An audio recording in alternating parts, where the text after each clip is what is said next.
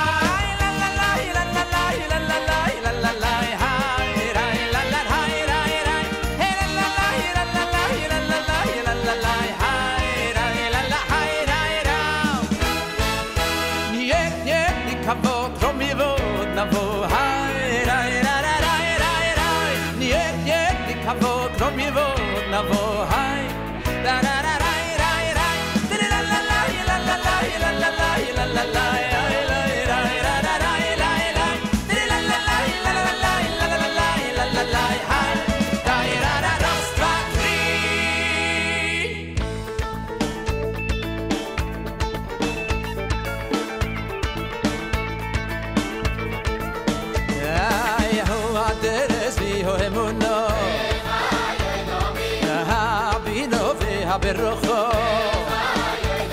Agai Bomi Yagdulu Adeyo Miyadibu Ay ay ay ay ay ay ay Ahoy de hodo Havade havosiko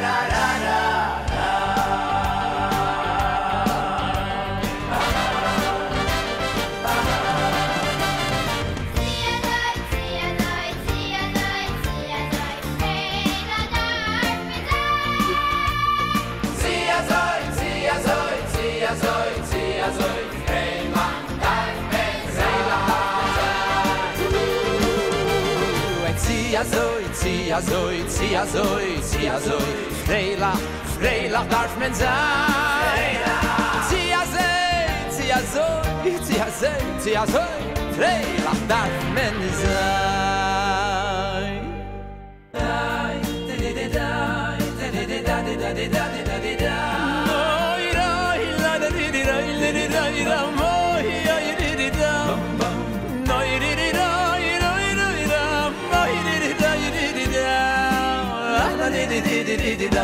Nay, freilach evre.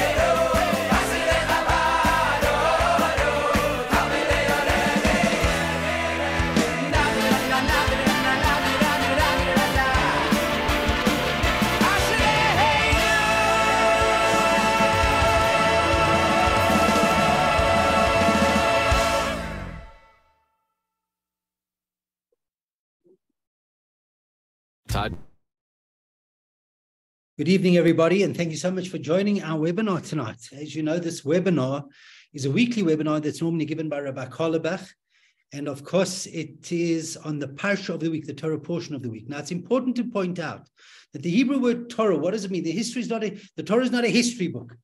Torah means it's a guide for life.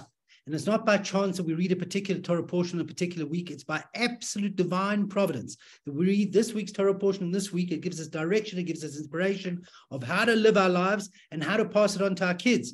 Now, this webinar program is actually part of a series which we're running at Chabad, and that is we want every Jewish family that has a child at school to sign up for the Parsha program. And you don't have to join the shir on a Wednesday. We want you to spend a few moments a week learning Torah with your kids. And then on a Saturday night, or Sunday telling us that you did it, and the kid will stand a chance for the most beautiful prizes. And every week we have a different prize. Okay, so it's such an exciting thing to do. Tragically today, studies are showing that parents spend very little concentrated time with their kids, very little, a few minutes a week, because we can be in the car, we're on the cell phone, we think we're taking them to school, but we're not. Okay, how much time do we really spend with our kids? How much time do we really spend with ourselves? There's an enemy in life. The biggest distraction of life is the cell phone. It's killing us all. Do you know how many hours kids spend on the cell phones? We don't even know the consequences of it yet. So this shir is these shurim are designed, which are normally given by Rabbi Kalabach, just to teach us a little bit about the Parsha that we can live, learn, and pass it on to our kids. Rabbi Kalabach's away, so I'm giving the shir this week, and it goes as follows. This is probably the most exciting of all the parshas. I'm telling you, it is absolutely unbelievable. And there are so many lessons to teach a kid from this week's parsha. Okay, it's called Chaya Sora, the life of Sarah, the life of our matriarch Sarah. But it actually speaks about her death. Just think about that, right? Because we celebrate her life. And what does the Torah say as follows? The Torah starts with the lux. By you, hear the words. I hope you have a chumash in front of you. By you, Chaya Sora. This was the life of Sarah. She was Meah Shora, she was 100 years. V'esrim Sholish, she was 20 years. V'sheva Sholim, she was 7 years. Shnei Chaya Sora, with the years of the life of Sora. Okay? Now you must remember in Hebrew, in the Torah, there's no vowels. So it could be read slightly differently, but we'll get to that in a minute. So first of all, why doesn't the Torah just say she was 127 years of age? Why does the Torah say she was 100 years, she was 20 years, she was 7 years? So commentary explains because it's actually telling you something unbelievable about Sarah, and there's a down-to-earth lesson for all of us, and so certainly something we can share with our kids, and that is as follows. Each one of these numbers are significant. When she was 7, beautiful, naive child, she was 7 years of age, beautiful child. Then she went through the years of adolescence, right? And even though she went through the years of adolescence, when she gets to 20, she's as perfect as she was when she was 7. And then when she goes through life, when she turns 100, she was as perfect as she was when she was 20. What does that mean? What's the first takeaway? That she lived life to its fullest. Every single day of her life, she lived it to its fullest. So much so that if you think about it, Esther was a queen of 127 countries. Rabbi Akiva explains, because Sarah lived her life to its fullest, not only did she live life to its fullest, but she passed that gene on to her kids. And eventually her descendant, her descendant Esther she's a queen of 127 countries in diaspora, in Golus, in exile. So the first takeaway that we want to share with a child from this week's Parsha is live life to its fullest. Live life to its fullest every day. The only reason why you sleep is to give you energy. But how many of us really do that? How many of us can't get up in the morning? We have so many worries, and somebody hurt us yesterday and the day before and the week before and the month before, the year before, the decade before. We can't get out of bed in the morning. No, that's not the way to live. You got to live each day to its fullest. And that's why, by the way, in Jewish law, if you look into the Siddur, before you go to bed at night, what do? There's a beautiful prayer brought. It says, you say like this: Master of the universe, I hereby forgive all those who've sinned against me physically, financially, intentionally, unintentionally, this lifetime, in another lifetime. Why is it such an important prayer? Why do we do it before we go to bed at night? Because some of us are carrying such issues. We've been hurt 30 years ago. We can't get rid of it. So we're giving free rent in our brain to the person who hurt us 30 years ago. And some of us have made mistakes in life, but we're wallowing in guilt. We're beating ourselves up. In that prayer, you say, God, if I've messed up, please forgive me too. So that's what we learn from that. That's the first part that you want to teach your kid. Kid, live your life to its fullest. And you find the talent within the kid. Each and every kid has a particular talent and acumen, and you try to bring that out. You try to find the kid's strength. We have to find our own strengths. We have to find our own talents, and we have to use them. Don't rob the world of what you can give it. I think that's the first mission of Parsha. When we read the 10 Commandments, thou shalt not steal, it doesn't mean taking somebody else's wallet. It doesn't just mean that. It means that if you've got a particular talent, if you've got a certain acumen, if you've got something that you can contribute to the world, and you're robbing the world of what you can give it. That's why Yuchai Sorah. She lived life to its fullest. First lesson. Also interesting, by the way, just if you read the words, it says, Vayuchai Sorah, this was the life of Sorah. She was Meah Shana, she was 100 years. She was Esrim Shana, she was 20 years. V'sheva Shana, 7 years. And it says, Shnei Chaya Sorah, with the years of life of Sorah. But because the Torah doesn't have vowels, you can also read it, Sheni Chaya Sorah, the second life of Sorah. What does it mean, the second life of Sorah? It means that Sarah had 2 lives. Now we know, look at the very first word of the Parsha, it says, Vayu Chaya Sorah. This was the life of Sorah. If you add up the numerical value of the first word, Vayu, it adds up to Let's add it up. The 2 Vavs is 12, the 2 Yuds is 10 each, and the Hey, it adds up to 37. So you could read the Parsha like this. Vayuchai Sarah. 37 was the life of Sarah. Why 37? Because what happened? Oh, sorry, something went wrong with the screen. Vayuchai Sarah, 37 was the life of Sarah. 37 was the life of Sarah. She had 37 years, from 90 till 127, till the day she passed away. Vayuchai Sarah, 37 was the life of Sarah. That's when she had Yitzchak, right? And that's when she really started to live. But for the first 90 years of her life, she didn't live life to its fullest, to the degree when she had Yitzchak. So Vayuchai Sarah, 37 was the life of Sarah. You want to know biological years? Me'ah shana, ve'esrim shana, ve'sheva shanim, 100 years, 20 years, 27 years. Sheni Chaya Sarah was the second life of Sarah. And that's why you read it. Okay, so the first thing of the Parsha is, number one, that you got to live life to its fullest. And please, we got to go away from this year asking ourselves, are we living life to its fullest? And are we elevating, are we finding the talents within our kids to allow them to live life to its fullest? Okay, or are we holding them back? You know, as a kid, I read a story. I thought it was such a stupid story, actually. And a few years ago, I realized how great it was. The Baal Shem Tov lost his mother at childbirth. Now, the Baal Shem Tov was born in, I think, 1698. He lost his mother at childbirth. And his father became a father and a mother to him. When the Baal Shem Tov was about 6 years of age, he was coming back from Cheder. I always imagine it was a cold day in Mezhebush. And he comes home, and his father's on his deathbed. He says, "My son, I'm dying. But I'm going to leave you with a creed. I'm going to leave you with a teaching. I'm going to leave you with a saying. Fear nothing, fear no one but Hashem." Now, I thought that was a stupid story, actually. Fear nothing, fear no one but Hashem. Anyways, it passes away. A few years ago, I realized how great that story is. Most of us are brought up with parents, but we're in jail, right? Do we really allow our kids to become the people they could become? But the Baal Shem Tov's father said to him, you know, I'm leaving in this world. If you fear Hashem, you'll do nothing wrong, but don't fear anybody else. How many people don't allow kids to do things? We're scared to do things. We're scared of our own shadow. The Baal Shem Tov's father said to me, I'm freeing you. Many of us are in prison. We keep our kids in prison. What the Baal Shem Tov's father taught him is, don't fear anything in life. Go conquer the world. The worst, you have one enemy in life, and that's yourself, the limitations you put on yourself. Think about it. Think about the limitations we set on ourselves and kids. That's the first lesson of the Parsha. Then afterwards, Avram wants to bury Sarah. And he wants to buy a field in Hebron. That's where she passed away. So he wants to buy a field.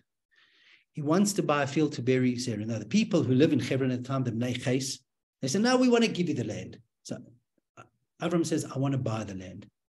The land was owned by a certain man by the name of Ephron.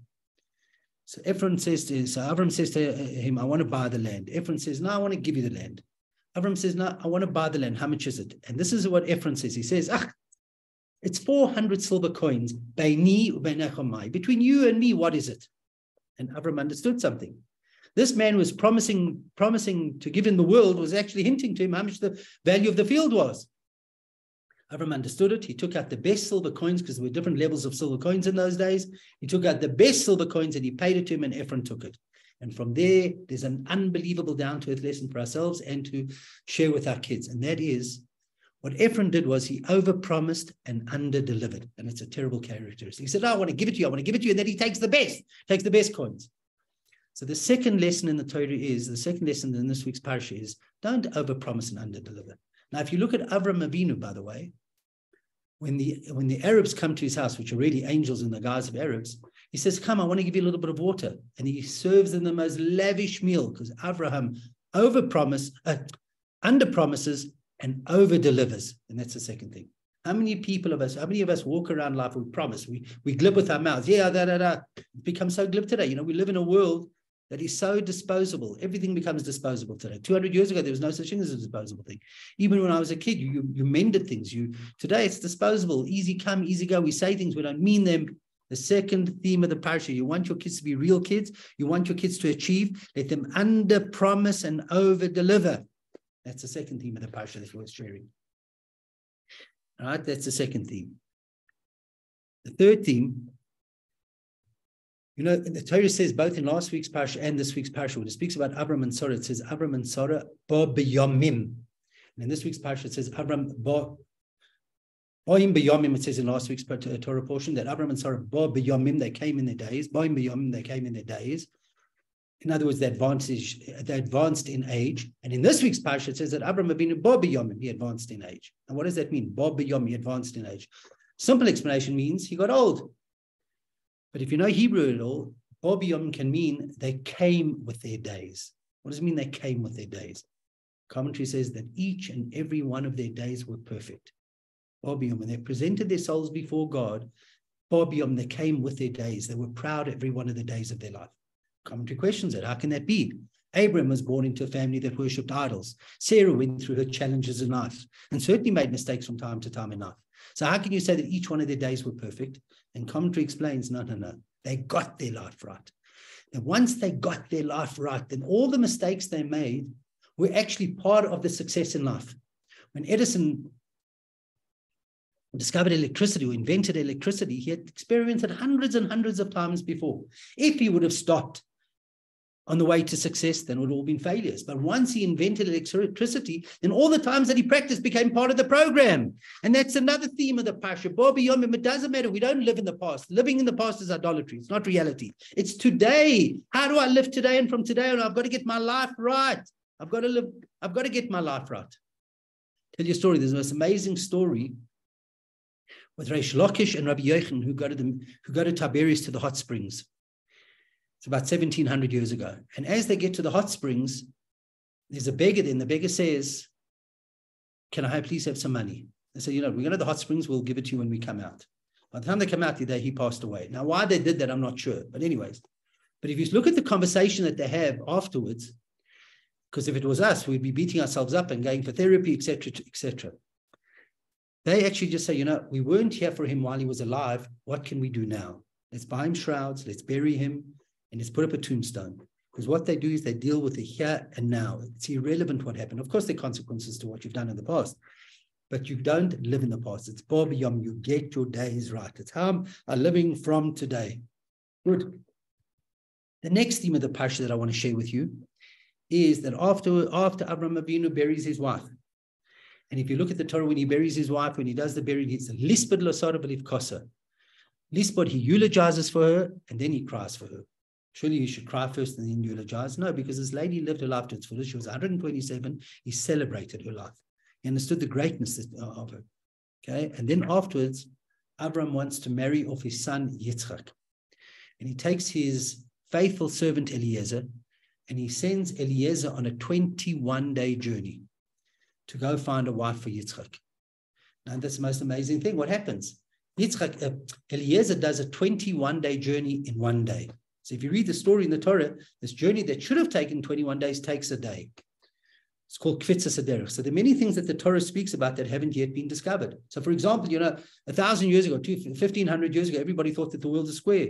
There's a medrash that says that the world was round. Many things the Torah speaks about that the world hasn't yet discovered, that hasn't been found in the world. So there's this thing called teleporting or kvitzas haderech, where the land shrinks. And a journey that should have taken 21 days takes a day. Now, I want you to think about it. Can you imagine 2,000 years ago? Today, we have airplanes and all sorts of things. But this journey that should have taken 21 days takes a day. So commentary asks, why did the 21-day journey, why did God make a miracle that a 21-day journey took a day? And commentary says there's the most unbelievable lesson from it. In fact, there are two lessons, and I'll share them both with you. The simple explanation is, it's a bit technical.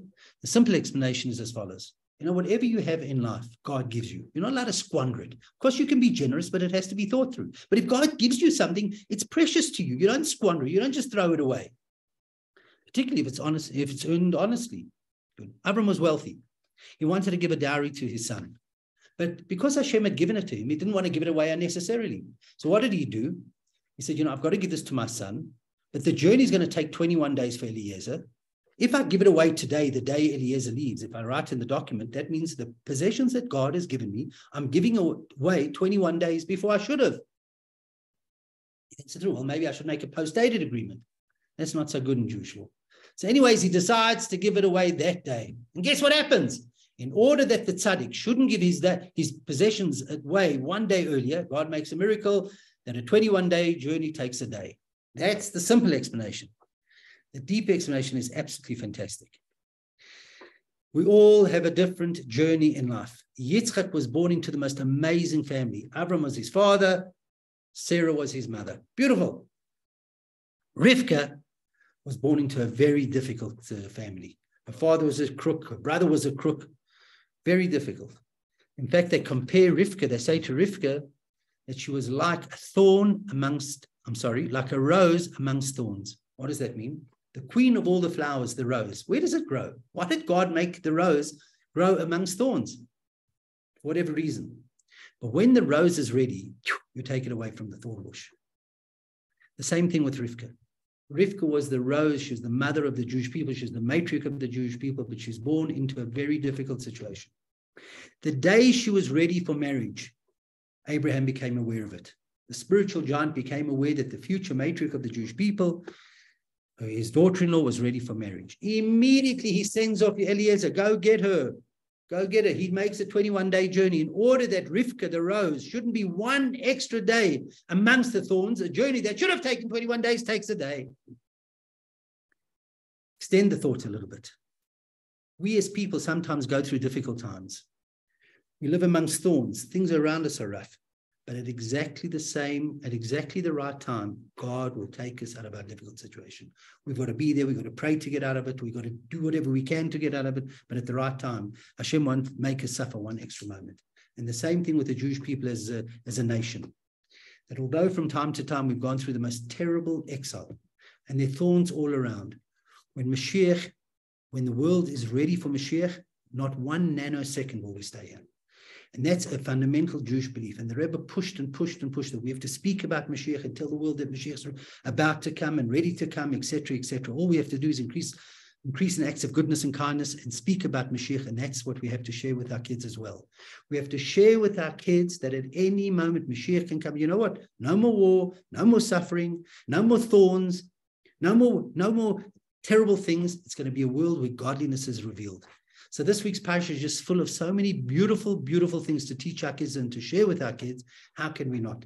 So please share the Parsha with your kids. Tell us on Saturday night or Sunday that you've done it in the WhatsApp group, and they will stand a chance to win a beautiful prize. It was lovely being with you, and I will see you all next week. Cheers. I'm out of time.